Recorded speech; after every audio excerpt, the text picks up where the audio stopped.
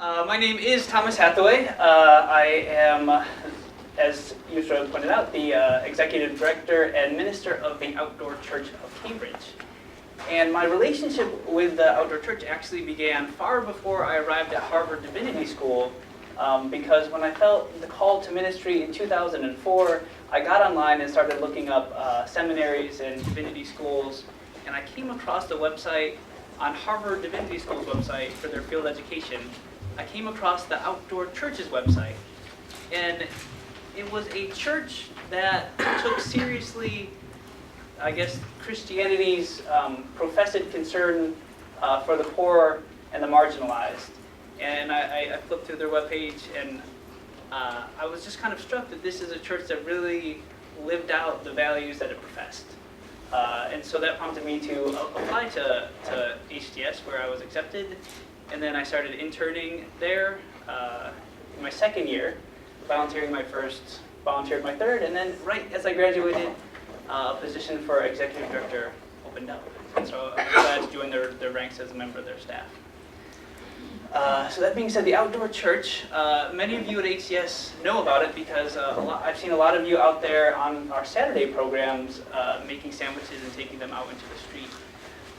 But for those of you who don't know, we are a church for and among chronically homeless men and women in Cambridge. As Yusra pointed out, at any given time in Cambridge, there's about 400 people who are homeless. About half of those people are men and women who are chronically homeless, meaning that they've been out on the street for a year or more.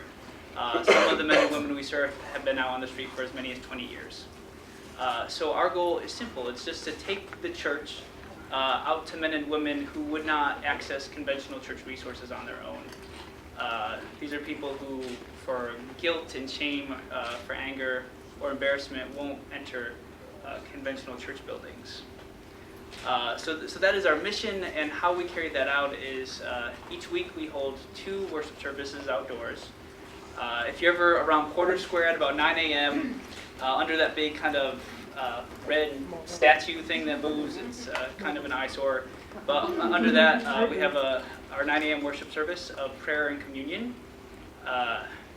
We have a very traditional liturgy taken from the Book of Common Prayer. So it's familiar to most of our congregants are actually ex-Catholics. So it's a very traditional service. But rather than preaching at people, we invite people to share the reflections on the text, and we join together in prayer, and we join together in communion. So that's at 9 a.m., and then at 1 p.m. we have a service over there on the Cambridge Common. It tends to be a little smaller and also a little less noisy there on the Common.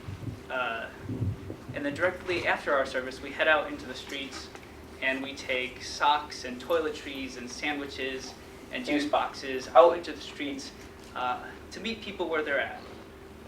As opposed to other street outreach churches doing street outreach in Cambridge, we don't have an evangelical bent. We don't seek to pound people over the head with the Bible or ask them to convert, but we really seek just to meet people where they're at.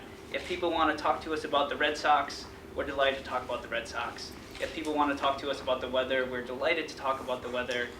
But then if people are struggling, are going through crisis, we are happy and we feel privileged to accompany them in that journey too, and be the spiritual resource that they need. Be it if most people are coming from Christian backgrounds, but we have a lot of professed agnostics, and one of our longest, one of our parishioners who has been with us for the full 10 years of our ministry is actually a Jewish woman. So we're glad to accompany her and be a spiritual resource for her as well. So that's Sunday, and then on other days of the week, just like any other church, we have an extensive program of pastoral visiting. A lot of our folks end up sleeping at one of the 3 shelters that are around Cambridge, so we visit people at shelters. If people end up at prisons or mental institutions, we visit them there. So we do a lot of pastoral visiting. And then, as of 3 years ago, we started a Saturday meals program, acknowledging the fact that on Saturday evenings in Cambridge, there's not a lot of meal programs available to the men and women we serve. And so rather than just taking this on ourselves, we kind of recognize that Ours is a mission of the Cambridge community as a whole. So we organized local churches and Harvard Divinity School who actually make the sandwiches and take them out into the street without using our leadership and going around the route we usually do.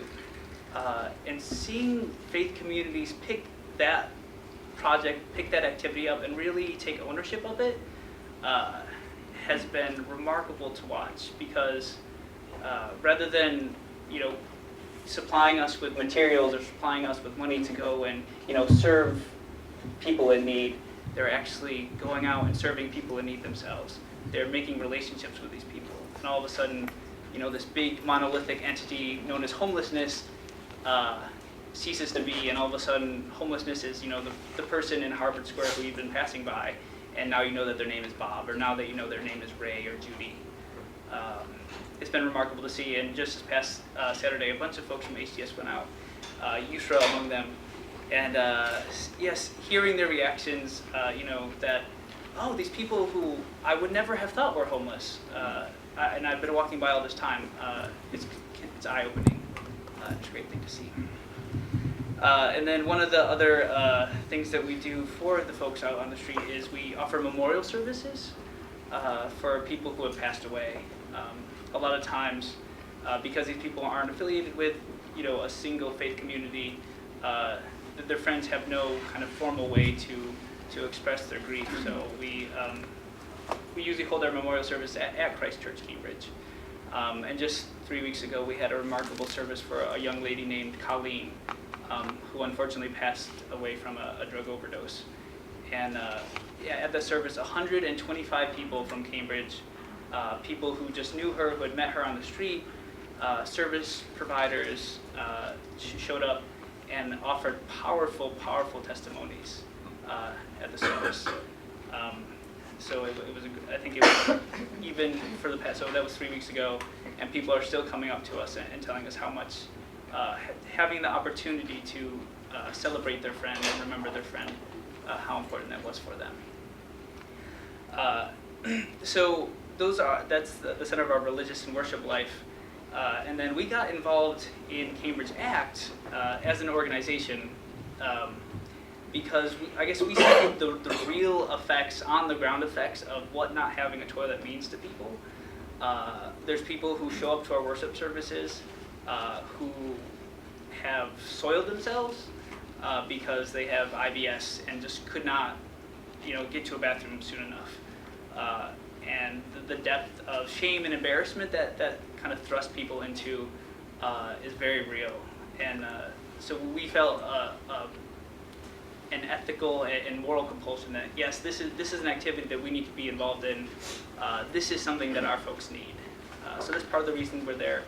The other reason is that you may not know this, but if you don't have access to a bathroom and you have no choice but to relieve yourself on the street, if somebody passes by and then sees you doing that and then calls the police, you'll get charged with lewd and lascivious behavior.